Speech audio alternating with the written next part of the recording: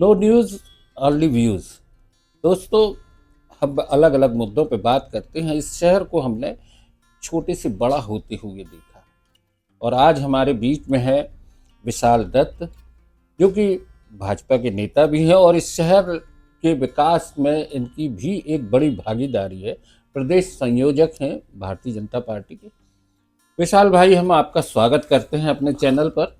और एक बड़ी चीज़ है, जबलपुर शहर का विकास जिस तरह से आप देख रहे हैं, आपको क्या लग रहा है कि इसमें और क्या क्या संभावनाएं सामने आ रही सबसे पहले मैं नो ड्यूज़ ओनली व्यूज़ के संपादक गंगाचरण मिश्रा जी को बहुत बहुत धन्यवाद देता हूँ कि आज उनने मुझे ये प्लेटफॉर्म दिया और यहाँ आपके बीच में अपना बात रखने का एक मौका दिया। उनको मैं बहुत बहुत बधाई देता हूँ कि उन्होंने एक अच्छा पहल की है शहर के लिए, एक अच्छा यूट्यूब चैनल चालू किया है जिससे जनता से जुड़ने का एक बहुत अच्छा ये क्रम है। अब अपन आते हैं, जैसे आपने पूछा शहर के विकास के लिए।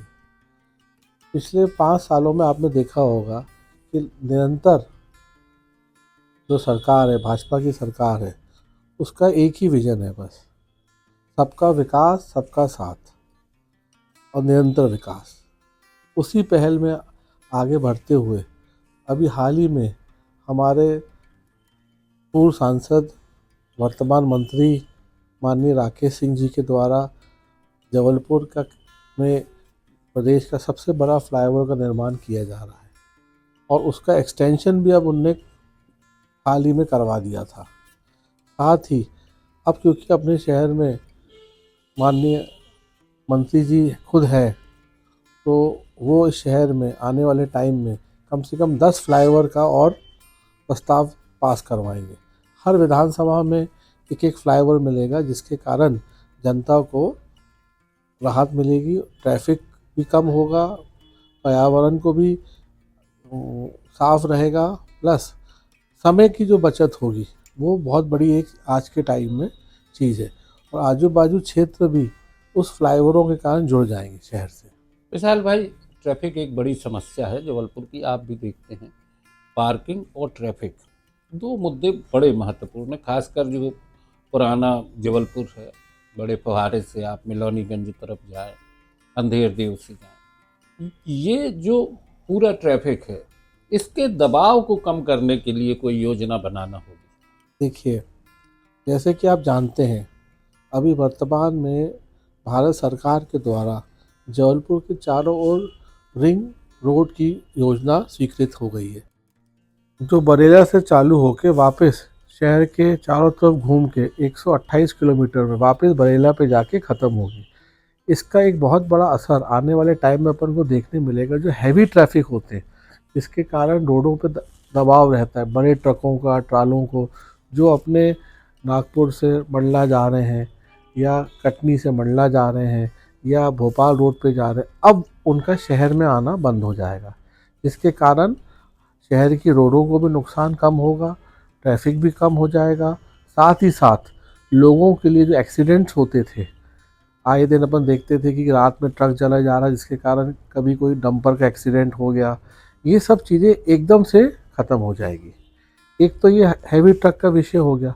दूसरा, जो आगे चल के फ्लाईओवरों का निर्माण हो रहा है, उसके कारण जो नीचे जहाँ पे सिग्नल होते थे, उस सिग्नल की जो संख्या वो कम हो जाएगी। आज आपने देखा होगा रात में जितने भी एक्सीडेंट होते हैं वो सिग्नल या सिग्नल से पहले वाले हिस्से में होते हैं। फ्लाईओवरों के बनने से ये जो दुर्घटना होती है, इसमें काफ़ी कुछ कमी आती है। बेहतर है, संभावनाएं हैं, बहुत अच्छा है। शहर का विकास होते हुए हम भी देख रहे हैं। 79 गांव भी इसी शहर के एक बड़े विस्तार में शामिल हो चुके हैं। एक और बात है, जिस वो है नर्मदा कॉरिडोर की जो बात उठी थी। आपने भी सुना होगा बीच में कि नर्मदा कॉरिडोर बनाया जाएगा वहाँ पर। उसके लिए भी कुछ अभी आगे कुछ प्रावधान आ रहे हैं।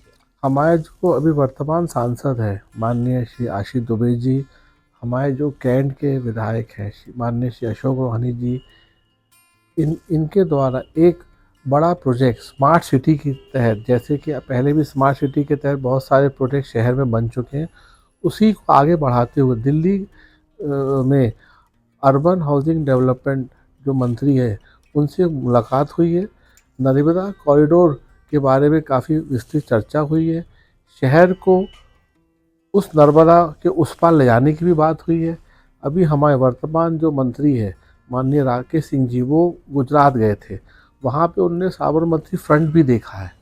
तो स्टेट लेवल पर भी कोशिश की जा रही है कि नर्मदा पे अपन लोग, जैसे गुजरात में साबरमती फ्रंट बना है, उसी तर्ज पर अपना नर्मदा का जो घाट का डेवलप हो, जिससे यहाँ पे लोग आए, दर्शन होए और एक अच्छा टूरिस्ट स्पॉट बने। मैं अभी पीछे उज्जैन गया था, वहाँ पे मैंने महाकाल का कॉरिडोर देखा। अद्भुत चीज़ उनने बनाई है। वही चीज़ उसी पैटर्न पे अब अपना नर्मदा कॉरिडोर का भी एक चल रहा है, जो आने वाले टाइम में आपको सरकार के द्वारा जनता के लिए ये बनाया जाएगा। जबलपुर में बहुत सारी संभावनाएं हैं, विकास की बहुत, टूरिज्म के को लेके भी बहुत कुछ है।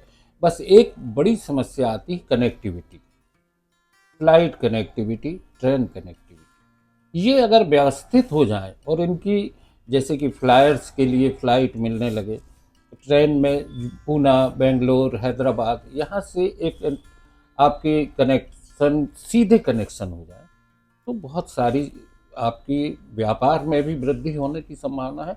और आप तो उद्योग जगत से भी जुड़े हैं, तो ऐसा मुझे लगता है कि ये कुछ मूलभूत चीज़ों के लिए भी काम होना जरूरी है। आप बिल्कुल ठीक बोल रहे हैं। भाजपा के सरकार के द्वारा अभी पिछले साल जबलपुर में 420 करोड़ की लागत से एक नया एयरपोर्ट का इनॉग्रेशन हुआ है। पहले क्या होता था, अपने यहाँ जो एयरपोर्ट था उसका रनवे छोटा था, जिसके कारण छोटे प्लेन यहाँ आते थे और बड़े बोइंग जैसे प्लेन लेकिन यहाँ। पहले 15 फ्लाइट थी, अभी बिल्कुल कम है, बॉम्बे के लिए नहीं है। आप देखें तो दिल्ली के लिए भी गिनती की फ़्लाइट है। क्या है, प्रॉब्लम अपने यहाँ नहीं है, प्रॉब्लम क्या दिल्ली और बॉम्बे में है। वहाँ पे क्या होता है, क्योंकि वहाँ पे उन एयरपोर्टों का विकास उस तर्ज पे अभी नहीं हो पाया था।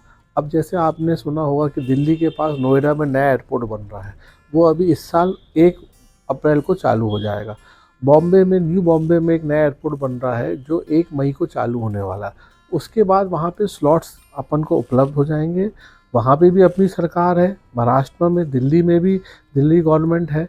तो अब जबलपुर की कनेक्टिविटी बढ़ने में कोई दिक्कत नहीं है। हमारे सांसद जी के द्वारा भी हाल ही में पूना और कलकत्ता और उसके साथ लखनऊ के लिए भी फ़्लाइट की डिमांड की गई है। बाकायदा बातचीतें चल रही हैं। मंत्री जी के द्वारा भी एयर इंडिया एक्सप्रेस के डायरेक्टर से उनकी मुलाकात हुई थी, उनने अपना विषय रखा।